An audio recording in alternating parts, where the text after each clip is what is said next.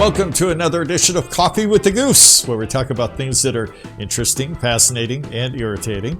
I am the Goose. So glad to have you join me again. We've got another interesting subject today, a very sobering subject though, but let's start as we always do with a sip of coffee. As you know, my coffee, very strong, just like my opinion, and got some creamer in there to make it sweet, just like me.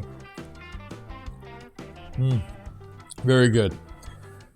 You remember back in the 70s and 80s, a big group, with a lot of great music, kind of folk music, if you will, Apo Hiking Society.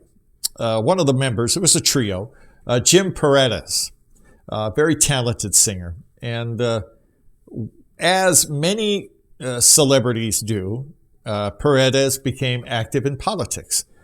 And, that can be irritating. Many times these people get a little too full of themselves and think, well, I'm famous, so I'm an expert, and here's my opinion. And it more often than not, it just drives me crazy. And, Paredes, to his credit, he is brave, and he has a good heart. You could tell by, his opinion on politics and the different subjects. Unfortunately for Jim, he didn't realize, I don't think, that when you start talking about politics and you get involved, wear your big boy pants, because you're gonna be a target. They're gonna come back at you. You attack the powerful and the rich. They're not just gonna stand by and take it. They're gonna dish it out too, and that's what happened to Jim Paredes.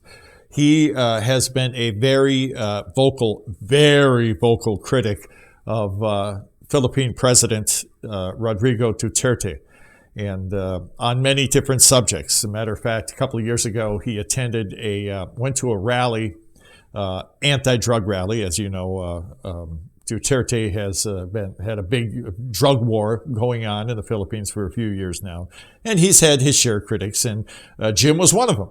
And he confronted some teenagers, some young guys who were there supporting the president, and lambasted them. And he has his opinion, and he holds his views very close to his heart, and he's passionate. So good for him.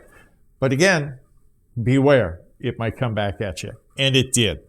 Not long ago, a video surfaced of Jim Paredes, and it was very disturbing. Older gentleman, probably in his 50s, maybe his 60s. At home, how do I say this, pleasuring himself. At first, he denied it. No, that's not me. Well, it was pretty obvious. They saw the tattoo. You can't hide that. And so he had to admit, yeah, that is me. To his credit, he put out a statement, a very long statement saying, yes, that is me. I'm ashamed of myself.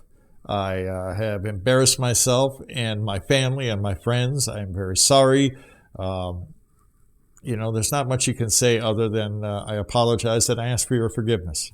I realize what I've done. That sound familiar? It sounds like something I've said in confession many, many times over the years, and I think many of us have. The first thing you need to do when you make a mistake or you do something wrong is admit it and ask for forgiveness. So what do?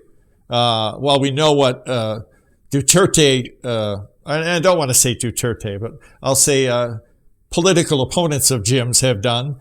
They have taken him out and just destroyed him. And but that's the way it is in politics. There's no Mr. Nice Guy.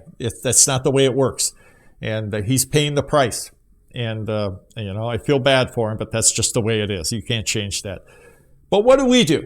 We're either if you're a fan of Apo, Hiking Society music or whatever, well, how do you handle it? Do you point the finger and say, you got what's coming to you? No, you don't. What's worse than the sin itself? What's worse is judging somebody and taking pleasure in their pain.